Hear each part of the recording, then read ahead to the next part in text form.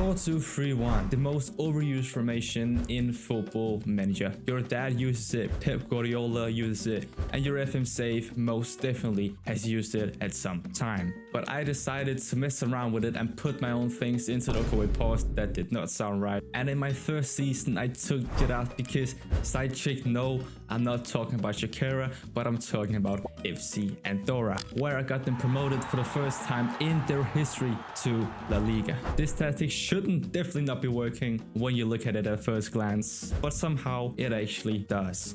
As said before, I've tested this tactic out with FC Andorra, and we actually ended up winning the league 89 points and getting 27 wins. We scored 92 goals and conceded 48, and we ended up massively overachieving since in the season preview we were expected to finish 12th while being the promoted team in this league. In this game, a lot of people have talked about it. There's a big variation between playing at home and away from home, but I think I've clocked it with this tactic since our home record is the best in the league, getting 14 wins and 46 points in 21 games, and our away record is basically just as good as our home record. And the data hub is also just here to provide you guys the real stuff with this tactic on what I actually can do. You can see in every single tab there's here on this menu, we're performing much better than average. We can even see how good this attacking tactic actually is when we're playing with this high press and getting those quick transitions in our team. We have team attacking performing much better than average. Just see on the percentages and numbers on the screen, looks absolutely insane. We have 2.2 goals per game and we have 15.8 shots per game, which is insane for a mid-table team. Yeah, and just look at how well we're doing when it comes to taking shots on target and getting goals. We can see how much a difference there is between the teams in a league and us. It's pretty amazing, okay? And yes, my people, this is the tactic that I think, in my opinion, is way better than the normal 4-2-3-1. And I'll break it all down to you guys right now. In possession, we are having our goalkeeper being a ball playing goalkeeper. This way, our goalkeeper, you can see here on the tactical screen, is kind of playing as a center back when we're building up. He goes up the pitch, goes up in the box where he stays around the penalty spot and helps your two center backs playing it out from the back. And this way, it kind of creates a free at the back when you're playing it out. But remember that your goalkeeper must be good on the ball with his kicking, first touch and passing. If not, just play with a normal goalkeeper.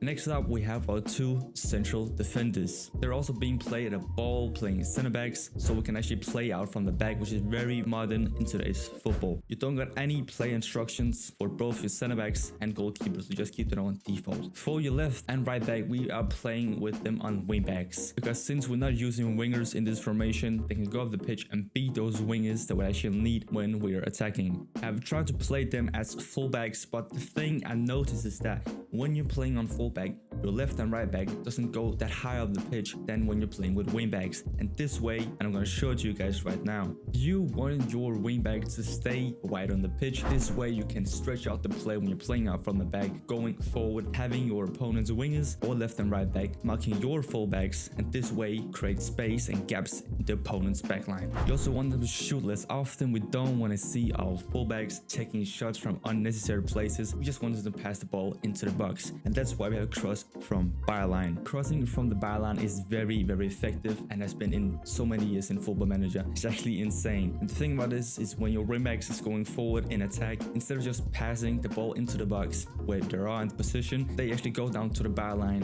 at the end of the pitch and pass it into your attacking players. Hopefully it's a free goal. I want to set the passing strategy on standard and then crossing strategy on standard also. And you want to do the exact same thing for the other wingback in your tactic.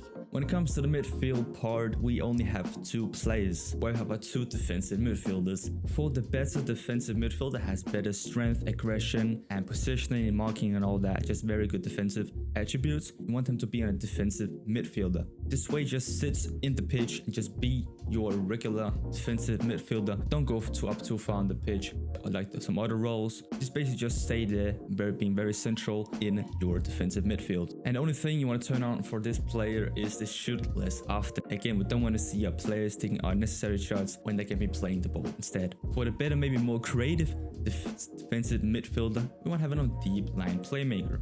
And what's very good with this role is that when you're playing out from the back, you have your deep line playmaker drops down to the pitch to be a passing option where you can get the ball played further up the pitch. Your deep line playmaker also goes up further in the pitch than your defensive midfielder. And this way he kind of be the central midfielder, which you don't have in this tactic.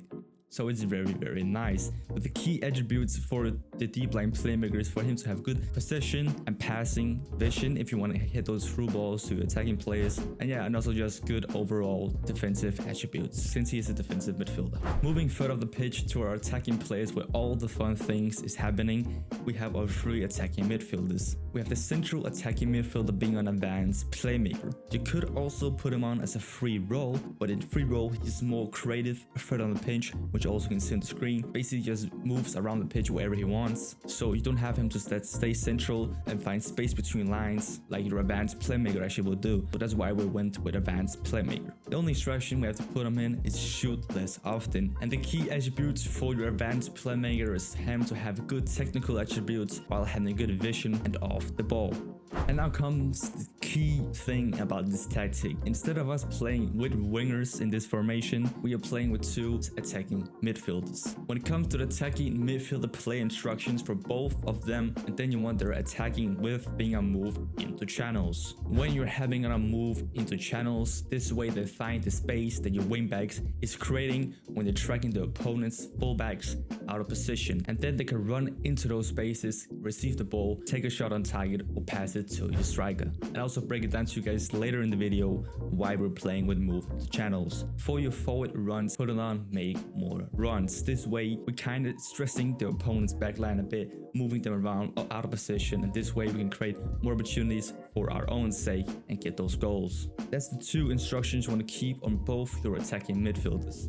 Next up is the striker, and he also plays a very key role in this formation. We're having him a deep lying forward, but the thing with this role is very special is that he drops off into space in the pitch, drops further down the pitch to receive the ball from your advanced playmaker, and this way having 2 or even 3 of the opponent's center backs tracking with him since they're marking him, and this way your attacking midfielders can run in that space that your deep line forward is creating by moving those players out of possession. Neither he or your advanced playmaker can lay a pass off to them, and then it's a free goal. A very smart thing you should be doing if you want to play with this role. When we're in position, our team's instructions should be passing directness on shoulder. You can also keep it on standard, but shoulder works best on this tactic since we have our attacking width being on narrow. This way we can kind of create those tiki-taka football that we see lots of Spanish sides playing with, and that's the thing I'm trying to recreate with this tactic. So please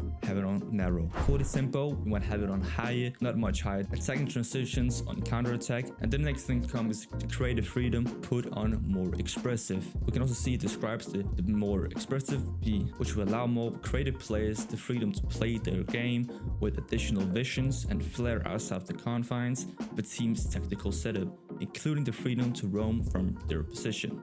In the build-up phase, we're having play through press. This way, our deep line playmaker is having a crucial role in our build-up, and have your goal kicks being on short, don't want to take too many risks. Goalkeeper distribution, keep it on balance, and goalkeeper distributions, keep it on center backs. For the progression, you want to keep your overlap on both flanks, and then we have dribbling on encourage and midfield. And we progress through on balance since we want to kind of see how the game plays out. We don't want to pass it to a left lane, we don't want to pass it to a right lane or both. Don't want to go through the middle, it's too risky when we're not playing with more central midfielders. So just keep it on balance.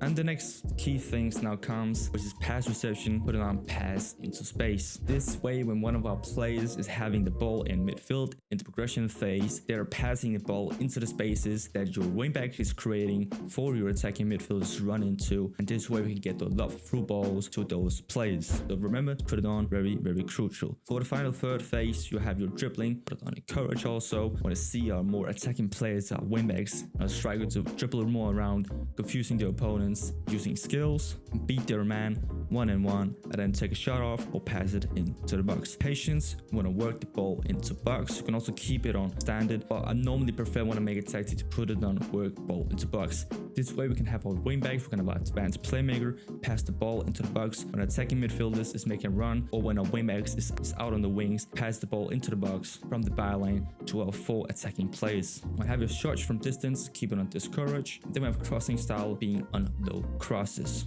If you have a tall striker or tall players, then put it on balance. This way we have all the different kind of crosses. We have floater crosses, whip crosses, and low crosses, so it fits your team better.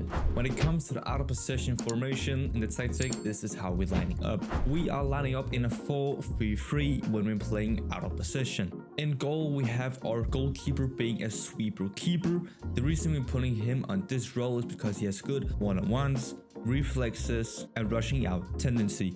If a goalkeeper doesn't really have good attributes in the goalkeeping tab, if you're deciding on having him on sweeper keeper, then please don't do it. It's only if you have a good goalkeeper that has these key attributes, so just put him on goalkeeper if so. The sweeper keeper role is also really good when you're playing with a higher line. This way, if the ball is being played to the opponent's striker that is taking a run behind your own backline, this way you can have a goalkeeper to come out and sweep the ball away and prevent him from scoring a goal.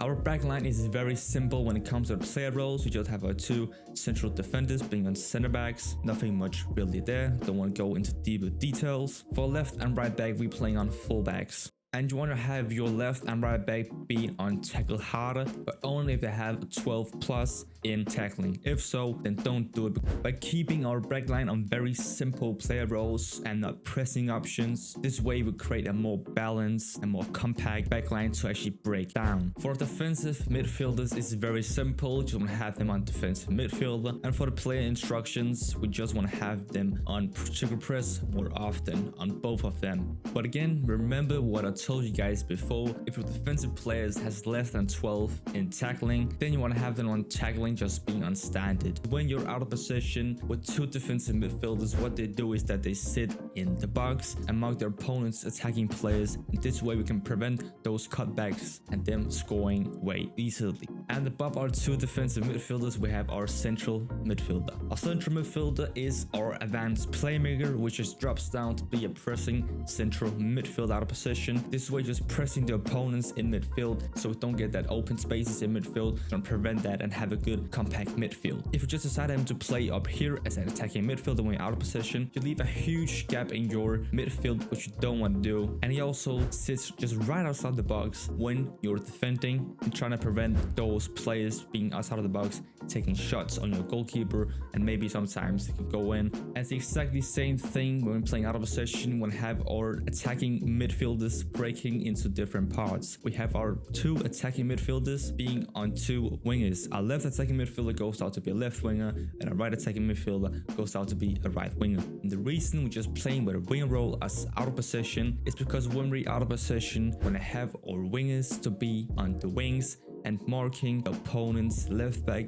and right back. And the way you do this is heading into out of position, marking target, mark position. When have your right winger marks the opponent's left back, and you want to have your left winger mark the opponent's right back. By just doing this simple thing, it actually helps out your full backs massively, because when their opponent's left back and right back is overlapping the wingers, then they create a 2v1 on the wing, and most of the time, let's say 90% of the times, he actually ends up losing this battle against those 2 players. They're beating him, getting a cross into the box or taking a shot on target, which you don't want to have. So when your winger tracks down pitch and marking the opponent's fullbacks, this way you actually prevent that. Very important thing to have in mind. And we also have a tricking press on more often and want to have them tackle harder.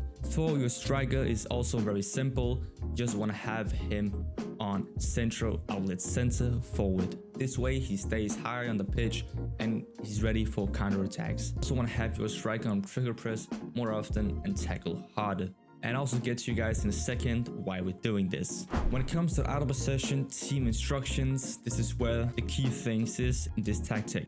In our overview tab, we want to have a line of engagement being on high press, since we're playing a pressing tactic with a defensive line being on higher. If you're losing the game, then you can put it on much higher, or if you have really fast center backs, much higher is also really good. Then you want to have your defensive line behavior and step up more if you have really fast backline. You want to have trigger press on much more often.